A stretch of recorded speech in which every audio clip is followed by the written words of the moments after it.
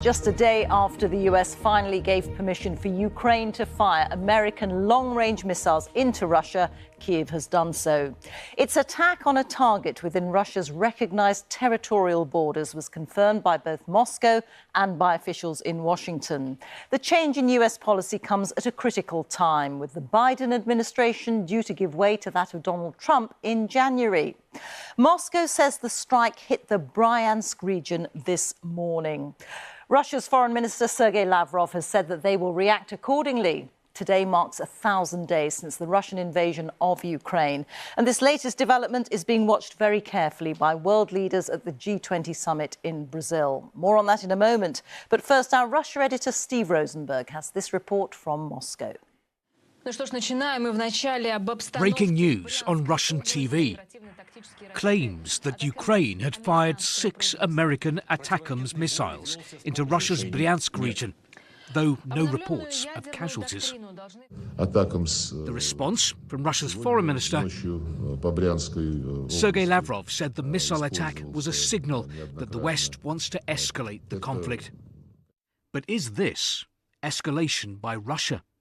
Published today, a Kremlin decree lowering the nuclear threshold. Russia now reserving the right to go nuclear even if attacked by conventional weapons, if such an attack threatens Russia's sovereignty or territorial integrity. President Putin had promised changes to the nuclear doctrine weeks ago, a clear signal to Europe and America not to let Ukraine strike Russia with long-range missiles. Then, an even clearer signal. Russian nuclear exercises, a warning to the West not to cross Russia's red lines. But the key question, in Russia's war on Ukraine, would Vladimir Putin use a nuclear weapon? I think it's quite serious, because even Putin doesn't know whether he can use nukes or he can't. It depends on his emotions. We know that he's a very emotional man. And the decision to begin this war was also an emotional step. The lowering of the nuclear threshold does not mean that Vladimir Putin is about to press the nuclear button. These changes are designed, I think, at the very least, to put pressure on Western leaders who will now have to decide, is Putin bluffing or not? Earlier, at the Museum of Victory, the Kremlin kick-started commemorations for next year's 80th anniversary of the end of World War II. Not a word was said here about the 1,000 days of Russia's war in Ukraine. A war which, for the Kremlin, hasn't gone at all to plan, but which it remains determined to win. Steve Rosenberg, BBC News, Moscow. So what is the situation on the ground in Ukraine in terms of territory gained by Russia? I'm joined by BBC Verify's Nick Eardley. Nick. Thank you, Rita. 1,000 days of war. I've seen a number of ups and downs for Ukraine, but analysis of the picture since the start of this year shows things are going far better for Russia. Let me show you the picture for 2024, based on analysis by the Institute for the Study of War. This is the picture in February.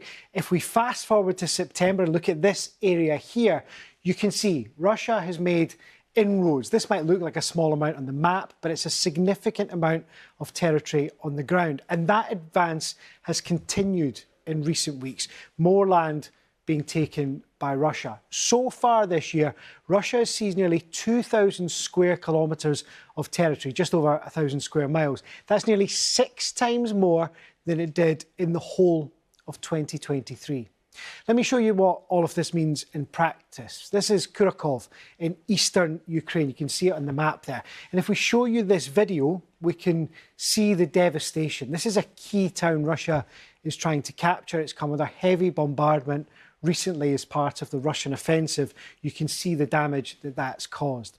There's been heavy fighting in the Kursk region of Russia too. Ukrainian troops captured, you can see it here, a large amount of territory in August. But Russian forces have now retaken, as you can see here, around half of that. All of these gains have come at a cost for Russia. Tens of thousands of troops have died. But as things stand, it looks like that is a price Moscow is willing to pay. And this is important with President Trump's return to the White House looming. Mr. Trump has said he can end the war in a day. It's not clear how, but if there were peace talks, territory will be an important bargaining chip. And some analysts think that Russia's recent gains will give it a stronger hand in any potential discussions. Rita. Nick, thank you very much. Well, the G20 world leaders are meeting in Brazil, as you heard, and President Zelensky of Ukraine had some bitter words for them, making clear his frustration tonight at their lack of response to President Putin's change of Russia's nuclear doctrine.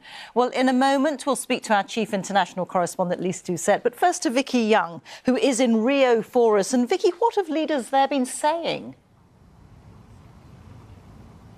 Well, Rita, there's a pretty wide gulf here between the G20 countries in their approach to Ukraine, particularly how critical to be of Russia. So that joint declaration that they put out at the end of these summits, well, the language in that is weaker than the same time last year at the equivalent summit. So you can understand maybe why President Zelensky is pretty frustrated by that.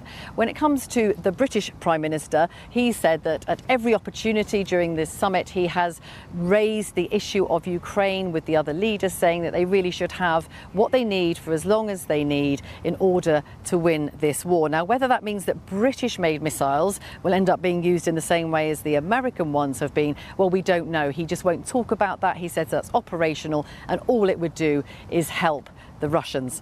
He was also asked, though, about those comments from Russia about how and when they might use nuclear weapons. There's irresponsible rhetoric coming from Russia, and that is not going to deter our support for Ukraine.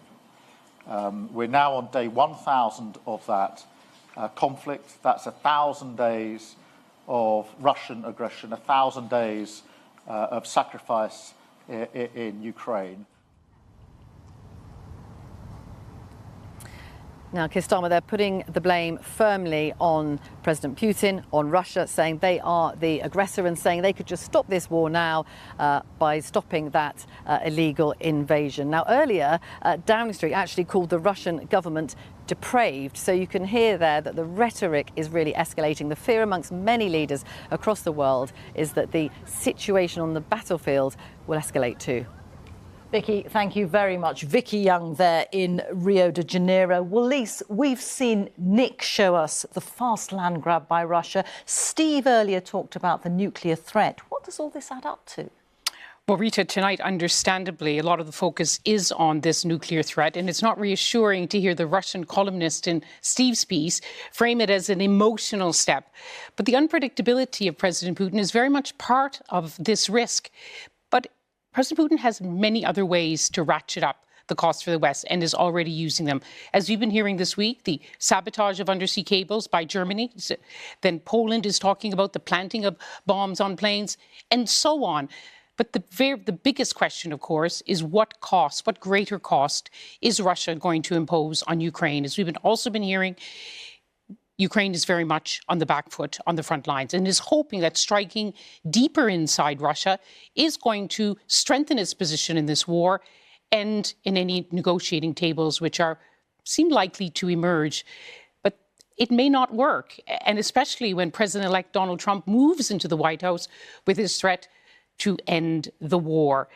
And so the big question now is, what happens when President Trump takes power? Will he reverse this decision regarding the missiles? Will he try to freeze the front lines in this war?